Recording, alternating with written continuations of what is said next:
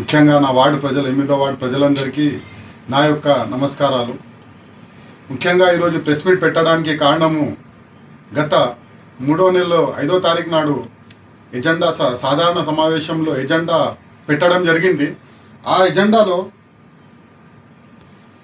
మన municipal chairman గారు ఆ ఎజెండాలో మెన్షన్ చేశారు. ప్రస్తుత వేసవి సమర్థానికి కార్యాచరణ ప్రణాళిక రూపొందించడానికి మరియు పట్టణ ప్రాంతాలలో తాగునీటి పరిస్థితిని నిర్వహించడానికి పర్యవేక్షణ యంత్రాంగాన్ని రూపొందించాలని గౌరవ చైర్పర్సన్ గారు ఆదేశించినారు అని చెప్పి ప్రతి వార్డులో డ్రిల్లింగ్, ఫ్లషింగ్, మోటార్లు బిగించాలని ఎజెండాలో అందరి సమ్మతితో పాస్ చేయడం జరిగింది. కానీ అధికార పార్టీ కౌన్సిలర్లు ఉన్న వార్డుల తప్ప బీఆర్ఎస్ పార్టీ ఉన్న కౌన్సిలర్లు ఇక్కడ కూడా ఒక్క మోటార్ ఇవ్వడం జరగలేదు. మరియు స్ట్రీట్ లైట్లని ఆ రోజే ఎజెండాలో పాస్ చేయించిండ్రు. ఈరోజు తాండూరు నుంచి మనం హైదరాబాద్ రహదారి, ముఖ్య రహదారి నా వార్డు పైనకి వెళ్తుంది. ఆ వార్డులలో మీరు రాత్రి టైంలో వచ్చి చూడండి. ఆ స్ట్రీట్ లైట్లు దాని గురించి కూడా ఎజెండాలో ప్రవేశపెట్టడం జరిగింది. రిపేర్ చేసి ఇంతవరకు దాన్ని ఫిట్ చేయడానికి కూడా నాదుడు లేడు. ఏమైనా అడిగితే క్రేన్ లేదంటుండ్రు. ఒక క్రేన్ వికారాబాద్కి వెళ్ళి తెప్పించుకోవడానికి అవ్వట్లేదా? క్రేన్కి అయ్యే ఖర్చు ఎంత అవుతుంది? మీరు ఎజెండాలో లక్షలు పెట్టి ఏం చేస్తుండ్రు? మీ వార్డులకే పరిమితం చేసుకుంటుండ్రా? మీ ఏరియాకే పరిమితం చేసుకుంటుండ్రా? అంటే బీఆర్ఎస్ గెలిచిన వార్డులలో గత ఎలక్షన్లలో, ఎమ్మెల్యే ఎలక్షన్లలో కాంగ్రెస్కి ఓట్లు పడలేవా? అప్పుడు మీకు ఒకటే చెప్తున్నా, వచ్చేది చైర్మన్ ఎలక్షన్ కాదు, ఎమ్మెల్యే ఎలక్షన్, మన రాష్ట్ర ఎలక్షన్. కాబట్టి రాష్ట్ర రాజకీయాల్లో పెను మార్పు వచ్చే అవకాశం ఉంది. కాబట్టి తాండూరులో భారీ మెజార్టీ తోటి బీఆర్ఎస్ గెలిచే అవకాశాలు చాలా ఎక్కువ ఉన్నాయి. ఈరోజు ఎక్కడ చూసినా అవినీతి, ఎక్కడ చూసినా దౌర్జన్యం తప్ప ఇంకేం లేదు. మా వార్డులలో వచ్చి చూడండి ఎంత దారుణమైన పరిస్థితి నడుస్తుంది. మేము మా సొంత డబ్బులతో పెట్టుకొని బోర్లు రిపేర్ చేయడం జరుగుతుంది. స్ట్రీట్ లైట్లు ఒక 8 ఇచ్చిండ్రు, చిన్న లైట్లు. ఆ తర్వాత ఇంతవరకు మున్సిపాలిటీ నుంచి ఒక 3 నెలలు దాటి వస్తుంది. మా వార్డులకు ఎలాంటి అభివృద్ధి అనేది జరగలేదు. అంటే అధికార పార్టీ ఈ కింద చూపి ఎందుకు చెప్తుంది? చైర్మన్ గారేమో ప్రతి మీటింగ్లలో చెప్తారు, ఎమ్మెల్యే గారు ప్రతి మీటింగ్లలో చెప్తారు మేము అందరికీ సరి సమానంగా తీసుకుపోతున్నామని. కానీ సరి సమానంగా ఎక్కడ తీసుకుపోతుంటారు మీరందరూ? మీ అధికార పార్టీ వాళ్ళకు ఒక లెక్క, బీఆర్ఎస్ పార్టీ వాళ్ళకు ఒక లెక్క.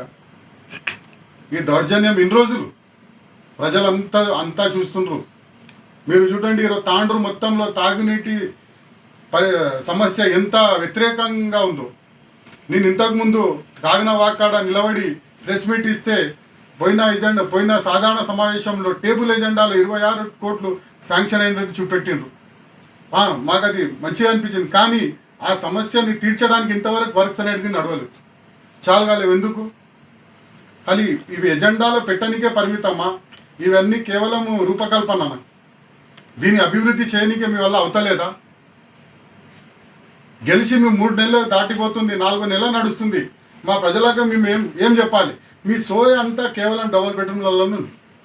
అసలు ఆ డబుల్ బెడ్రూమ్ల కథ ఏంటిది అర్థం అవుతలేదు ఇంతవరకు. అక్కడ రోడ్ల పని తప్ప ఇంకే పని నడుస్తలేదు. కానీ పంచడానికి అందరు రెడీ ఉన్నారు. గెలిచిన అధికార కాంగ్రెస్ నాయకులు, ఓడిన ఇన్ఛార్జ్లు వాళ్ళందరూ కలిసి దాన్ని పంచడం స్టార్ట్ చేసిండ్రు. అసలు ఎవరికి ఇస్తుండ్రు, ఎలా పంచుతుండ్రు, ఏ కార్యాచరణ ఉంది మాకు ఎవరికి అర్థం అవుతలేదు. మీదంతా మీరు చేస్తుండ్రు. ఇదంతా పబ్లిక్ జనాలంతా చూస్తుండ్రు. కావున నేను అధికార పార్టీ ఎమ్మెల్యే గారితోనైనా, మా చైర్మన్ గారితోనైనా ఒకటే చెప్తున్నా, ఇది నా హెచ్చరిక అనుకోండి.